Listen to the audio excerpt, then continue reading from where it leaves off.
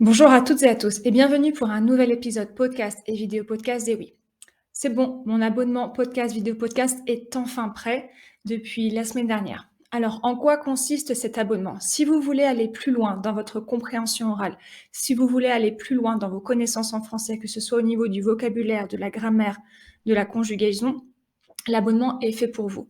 À travers cet abonnement, vous pourrez donc avoir accès aux transcriptions, vous pourrez avoir accès aux sous-titres des vidéos que je fais spécialement pour vous et non pas les sous-titres automatiques sur YouTube. Vous aurez aussi accès à des fiches PDF qui sont créées par une de mes collègues qui est professeure de français certifié. À travers donc ces PDF, vous pourrez avoir accès à encore plus de vocabulaire, des exercices de compréhension orale, des exercices de grammaire, de conjugaison avec les corrigés. Et vous pourrez aussi donc participer une fois par mois à un cours que je donnerai aux abonnés. Donc on se rencontre un samedi par mois où vous pourrez poser toutes vos questions sur le français et où je pourrai aussi vous tester avec un petit quiz très amusant que je crée sur Kahoot. Donc rendez-vous sur mon site internet ewionline.com pour avoir un petit aperçu des fiches PDF ou de ce que l'abonnement peut offrir. Vous pouvez télécharger gratuitement sur mon site internet une fiche PDF qui fait partie de l'abonnement. Donc voilà pour cette petite annonce. Aujourd'hui, on va travailler sur la conjugaison. Alors c'est vrai qu'en général, je travaille plus sur le vocabulaire, mais je vois qu'il y a beaucoup de demandes d'apprenants qui ont besoin de travailler la grammaire, la conjugaison. Donc, moi, j'adore expliquer la grammaire, etc. Donc, on va travailler là-dessus. On va travailler sur les 7 erreurs à ne plus faire en conjugaison en français. Donc, comme vous le savez, je travaille sur le terrain directement parce que je donne des cours particuliers. Et donc, j'ai fait un petit résumé de ce que les apprenants font en général, les erreurs que font les apprenants de français. Alors, la première erreur de conjugaison. Donc, ce que je vais faire, la dynamique que je vais mettre en place pour cet épisode, je vais vous dire une phrase avec une erreur de temps. Donc, je conjugue bien, mais le temps n'est pas approprié. Donc, je vais prononcer la phrase avec l'erreur. Je vais vous laisser un petit temps pour y réfléchir et ensuite, je vais vous expliquer pourquoi il y a une erreur et vous proposer la correction. Alors, la première phrase avec une erreur. J'ai marché tous les jours le mois dernier. J'ai marché tous les jours le mois dernier. Alors ici, vous entendez quelle est la conjugaison, quel est le temps que j'ai choisi, c'est le passé composé. Pourquoi le passé composé ne fonctionne pas ici? Parce que c'est une habitude dans le passé. Vous savez que le passé composé, c'est le temps de l'action unique. Ici, vous avez le contexte tous les jours, il y a un indice, donc ça signifie que c'est une habitude. Pour l'habitude dans le passé, vous allez toujours utiliser l'imparfait. Donc ici, l'imparfait serait « je marchais tous les jours le mois dernier ». Je marchais tous les jours. Et donc, pour un petit rappel, comment est-ce qu'on conjugue l'imparfait? Vous prenez la base du « nous » de la première personne du pluriel « nous » au présent. Vous prenez cette base et cette base sera votre base à l'imparfait. La seule base qui est irrégulière à l'imparfait, c'est avec le verbe être. La base, c'est E, accent aigu, T, et. J'étais, tu étais, etc. D'accord? Donc ici, habitude dans le passé, c'est l'imparfait. Ensuite, deuxième phrase avec une erreur. Il appelait sa sœur hier. Il appelait sa sœur hier. Donc ici, vous avez entendu, j'utilise l'imparfait. Donc ici, c'est le contraire de la phrase précédente. Il appelait sa sœur hier n'est pas correct. Vous allez devoir utiliser le passé composé parce qu'on parle d'une chose, d'une action spécifique, une action unique, pardon. Donc ici, on va dire il a appelé sa sœur hier, action unique. Par contre, vous pourriez utiliser l'imparfait s'il y avait une autre action.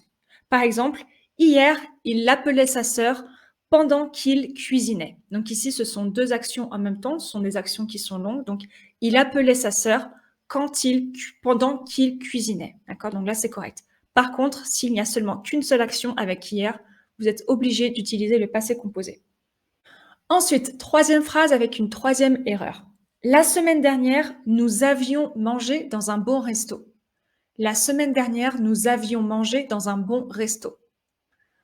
Alors, est-ce que vous entendez l'erreur? Ici, le temps que j'ai utilisé est le plus que parfait. Vous ne pouvez pas utiliser le plus que parfait. Donc déjà, en premier, je vais corriger la phrase. On va utiliser le passé composé. La semaine dernière, nous avons mangé dans un bon resto. Pourquoi on ne peut pas utiliser le plus que parfait? Le plus que parfait, c'est comme le futur antérieur. Le plus que parfait, vous pouvez l'utiliser s'il est en lien avec une autre action au passé. D'accord? Vous ne pouvez pas utiliser le plus que parfait seul.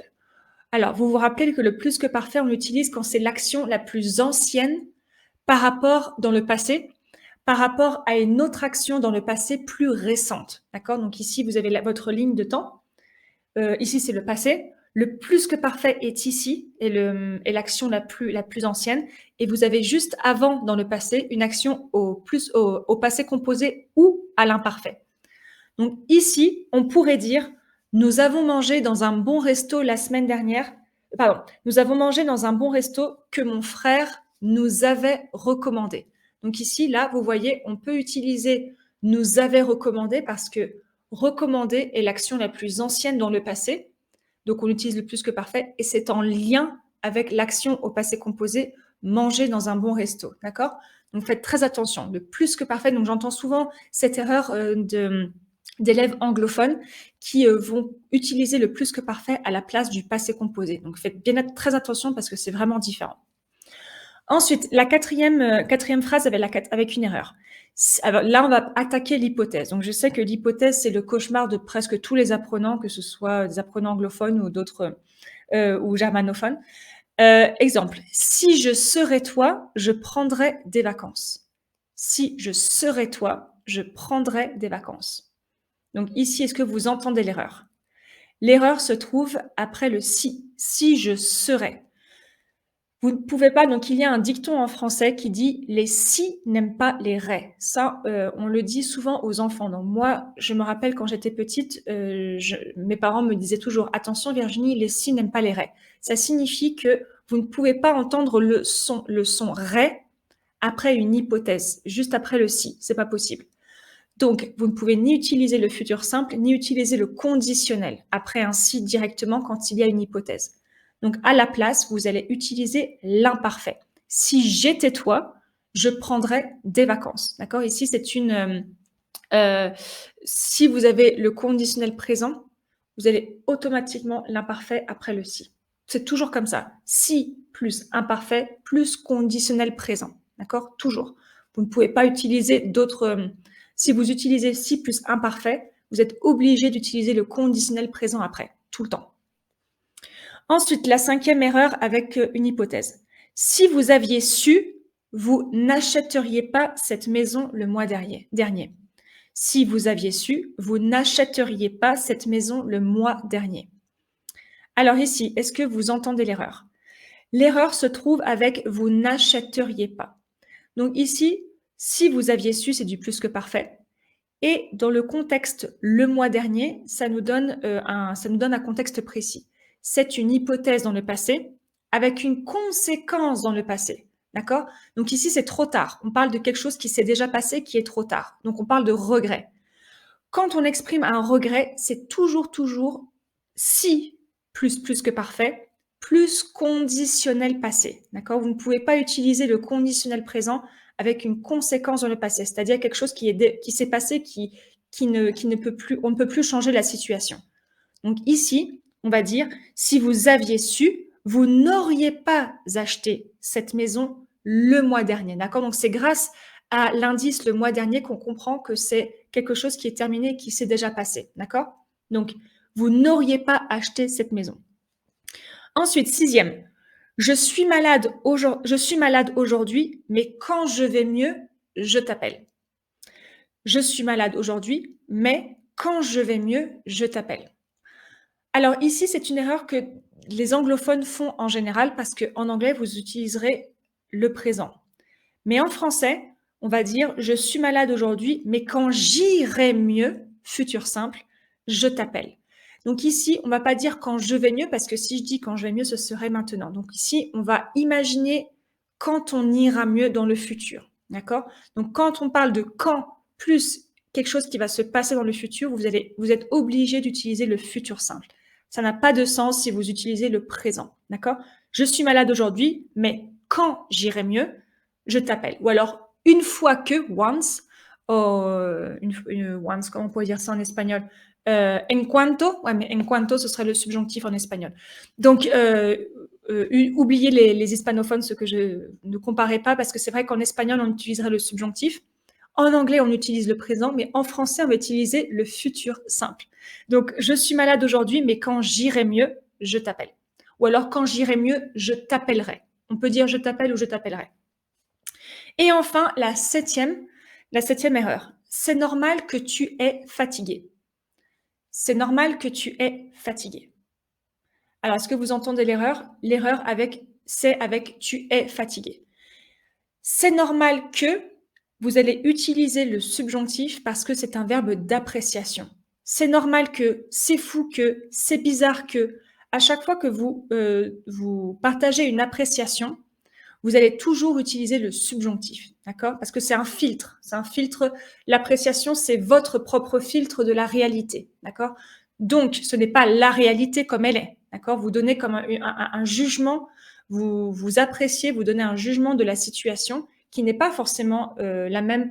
Ce sera pas forcément la même appréciation de votre part et de la part d'une autre personne, d'accord? Donc, vous allez utiliser le subjonctif. C'est bizarre, c'est fou, c'est normal. Subjonctif. Donc ici, ce serait c'est normal que tu sois fatigué. Subjonctif. Alors, je répète rapidement les erreurs de conjugaison. Donc, quand c'est une habitude dans le passé, vous allez utiliser toujours l'imparfait. D'accord? Quand c'est quelque chose qui se répète, imparfait. Quand c'est une action unique dans le passé, vous allez utiliser le passé composé. D'accord? Une fois, passé composé. Vous allez utiliser le plus que parfait quand c'est en lien avec une autre action dans le passé. Vous ne pouvez pas utiliser le plus que parfait seul. Ça doit forcément être en lien avec une action au passé composé ou quelque chose à l'imparfait. Ensuite, la quatrième, les si n'aiment pas les ré.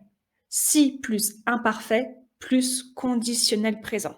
Tout le temps. Si vous utilisez le conditionnel présent, vous êtes obligé d'utiliser l'imparfait avant. Il n'y a pas d'autres options possibles.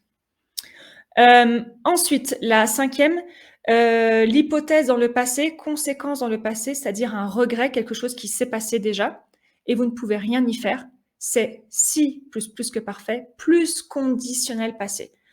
Un petit conseil, si vous voulez exprimer rapidement les hypothèses, vous devez absolument maîtriser sur le bout de vos doigts. Quand on dit maîtriser sur le bout de ses doigts, c'est-à-dire que vous devez vraiment connaître par cœur, vous devez maîtriser à 100% vos conjugaisons. Vous aurez toujours des problèmes pour exprimer des hypothèses si vous ne connaissez pas par cœur votre conditionnel présent, votre conditionnel passé et votre imparfait. D'accord? Est-ce que j'ai oublié une? Attendez. Si vous ne connaissez pas par cœur le plus que parfait, l'imparfait, le conditionnel présent, le conditionnel passé, vous ne pourrez jamais exprimer une hypothèse sans hésiter. D'accord? Ça, c'est la base des hypothèses. Vous devez absolument connaître par cœur ces 4 conjugaisons. Et ensuite, quand vous dites quand vous projetez quelque chose dans le futur avec quand, vous devez utiliser le futur simple, d'accord? Quand j'irai mieux. Je t'appellerai ou je t'appelle quand j'irai mieux, d'accord? Maintenant, je ne vais pas bien, donc je ne peux pas t'appeler, donc je ne peux pas utiliser le présent parce que ma situation actuelle au présent, c'est que je suis malade, ok? Et enfin, la septième, quand vous utilisez un verbe d'appréciation, donc c'est-à-dire votre propre filtre de la réalité, vous utilisez le subjonctif, d'accord? Vous vous rappelez subjonctif, subjectif. Donc, vous utilisez le subjonctif après les expressions comme c'est normal que, c'est bizarre, c'est fou. Voilà pour cet épisode de podcast qui, j'espère, vous a plu et vous aidera dans votre apprentissage du français. N'oubliez pas, si vous voulez aller plus loin, si vous voulez approfondir votre connaissance, le gratuit n'est malheureusement pas suffisant. Donc, n'hésitez pas à jeter un coup d'œil sur mon site internet pour voir l'option de l'abonnement qui, je suis sûre, vous aidera et accélérera votre apprentissage du français. À très bientôt.